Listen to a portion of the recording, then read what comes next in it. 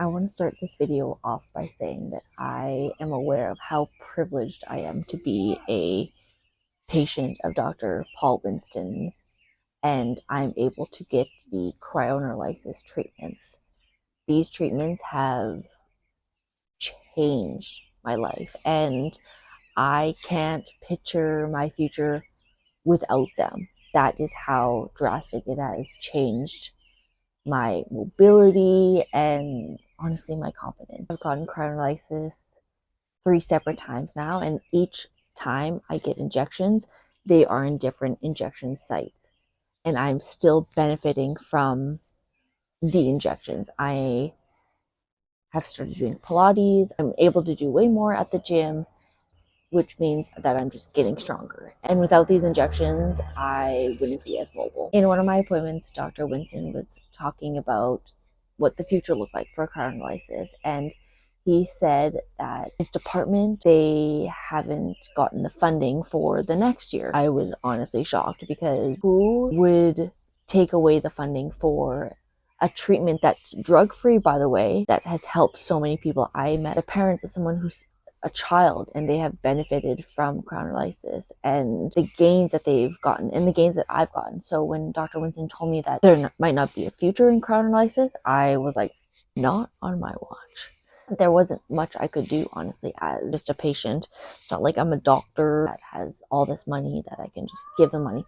If I had the money, I would, because not only is it changing my life, but I can also see that it's changing other people's lives, and that's what I want cryoneurolysis to be, is accessible to everyone around the world. I just went home, and honestly I talked to a lot of people and just said, I get this huge life-changing treatment, but they've cut the funding and we're not too sure what the future looks like. Maybe Dr. Winston's only going to be able to inject a couple people versus the people he's able to inject now with the funding. So I just told a lot of people about it in hopes that the word would get out and maybe someone would talk to like a billionaire. I want to say maybe a couple months after my appointment, I got a text from Dr. Winston, and he said, hey, are you around on this date?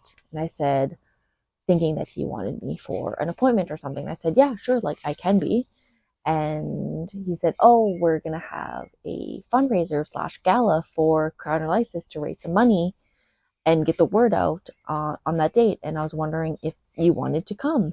And I said, oh, hell yeah, I want to come. I basically told him I'm getting on that stage and I'm making a speech. So he told me about, I would say like 6 months before the event. This is me just being oblivious and just a dum-dum, that I thought maybe like, oh, there's going to be like, maybe like 50 people there. Like, it's just going to be like me and Dr. Winston and his team and maybe some other people.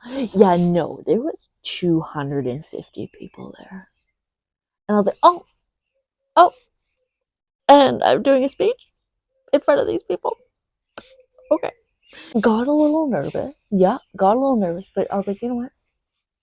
Gotta power through. My sister was able to come, and that meant a lot to me. For the longest time, my husband wasn't actually going to be able to come because he was going to be working. So I thought, okay, well, it'll just be me and my sister. But as time came closer to the date, my husband didn't have to work. Beautiful night, and a lot of people shared their stories of how cryoneurolysis has impacted their family or individually. Kids needing cryoneurolysis, and knowing that the funding was getting taken away really broke my heart. I'm glad that 250 people showed up. They raised a bunch of money. I just want to show you my speech and also the video that professional videographer got. That's a hard word. Be nice, divas. I just want you to think about what dreams are. And I just saw people walking in here today that could not walk. The first time I received my cryo, I almost cried. I could lift my knee to clear a step. I didn't feel this added imaginary weight I've been struggling with for the past 6 years. The results were instant, and I'm still reaping the benefits today. With once we did the freezing, it just loosened everything up. It changed my life again. I've been able to accomplish way more than I have ever thought of. Never did I think I could be a Pilates girly, but here I am. I am hiking short trails, I'm able to pick up my sweet baby niece, and I can do tasks more independently. Everything that we are showing you today was invented here on the island. Everything. We are on every continent now treating patients with the Made in Victoria technique because of the people here made that happen. My biggest fear of marrying was that walking to the aisle. Last month we married in Istanbul, and that was like, I didn't fall, I walked. I fully walked. Working at Rehab Med was one of the best things that ever happened to me, and I feel a huge responsibility being the president of this nonprofit, and I'm excited to see what we do in the future. Thanks, guys. Hello everyone, I want to thank all of you who have come out tonight. It means a lot to have people here who care so much about spasticity. Or you're like myself, and you're just here for the buffet. My name is Mason, and at 24 years old, I had a stroke. I know what you're thinking. Yes, that's how you spell my name, and yes, that is so young, but also so beautiful. Let me set the scene. It was Sunday, February 25th, 2018. I was living in Edmonton at the time, living with my sister, working full-time at a vet clinic, and hanging out with friends. You know, just living my best life. That night, though, I was at my parents' place in St. Albert, house sitting while they were away. I settled into an evening of typical millennial woman behaviors, watching Harry Potter, raiding my parents for free snacks, and lounging in my jammies. When I finished my pizza and movie, I noticed my neck felt a bit kinked, as if I slept on it wrong. Thinking nothing of it, I got up to put my plate away and started to text my boyfriend, now husband, don't worry. I read his text, and almost as if in an out-of-body experience, I immediately just started texting, "Something's wrong."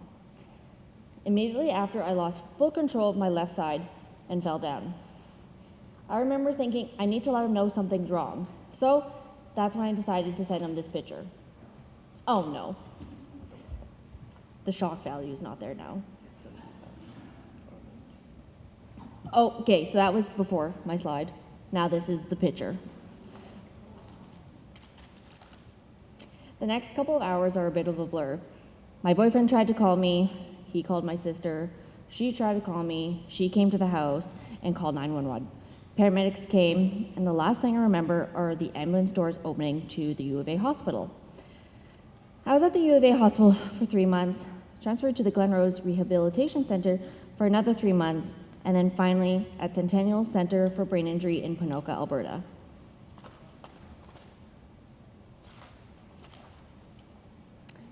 It was only 4 months post-stroke that I learned the word spasticity. I'm sure that word was floated around earlier in my recovery, but I was a little preoccupied. My days were packed with therapies, and they all had one thing in common. I was constantly fighting with my spasticity, whether that was learning how to get up off the floor in physio, grasp and release in OT, swimming in rec, or holding my book open in speech therapy. It all seemed insanely harder. I felt every movement I would make, I was carrying an extra 25 pounds. I understood I was weak, but I couldn't be that weak. The easiest way I can explain the feeling of spasticity is flexing your muscles at all times. I got my first round of Botox as an inpatient at the Glenrose Hospital by Dr. Lowe.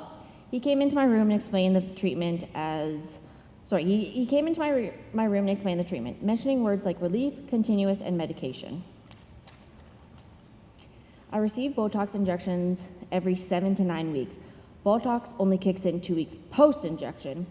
In that small time frame, I did a lot of occupational therapy to utilize the treatment. When I would feel like it was actually working, then it would wear off. So then I'd have to do it all again. So I did that for 6 years. The whole reason we are here tonight is because of me. And of course, everyone else who has benefited from this incredible treatment and this kick-ass team. Cryoneurolysis is a life-altering treatment. Not only have I noticed a difference, my friends, family, and even strangers have commented. I'm so incredibly privileged to be a patient of Dr. Winston's. When I first heard of Dr. Winston from my neurophysiotherapist in Comox Valley, I did some research and I found the documentary on YouTube about his previous patients. They spoke so highly of the team and the treatments they received. People were traveling from the States to see him. No more Botox every 7 to 9 weeks. It seemed too good to be true. The first time I received my cryo, I almost cried. I could lift my knee to clear a step. I didn't feel this added imaginary weight I've been struggling with for the past 6 years. The results were instant, and I'm still reaping the benefits today. This is how I feel after my first cryo injection. Not running from my bullies, but my spasticity. I've been able to accomplish way more than I've ever thought of. Never did I think I could be a Pilates girly, but here I am. I am hiking short trails, I'm able to pick up my sweet baby niece, and I can do tasks more independently. I was completely shocked when I heard the team has lost their funding. The funding helps support co-op students, future support groups, continued research, but most importantly, funding allows cryo to be more accessible around the world. That's why tonight matters, not just for myself, but for anyone struggling with spasticity. I'm honored to have been asked to speak at this event. Acquiring a physical disability at 24 was incredibly hard. It felt like all possibilities and opportunities were out of reach, but with the help of cryo, I'm able to reach further than I ever believed. No pun intended. Thank you.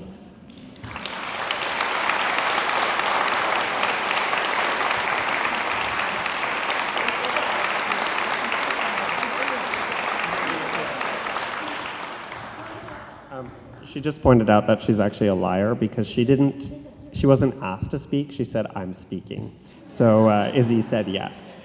I think one important is that everything we do reverberates around the world. So if you're on LinkedIn, Nope. Really.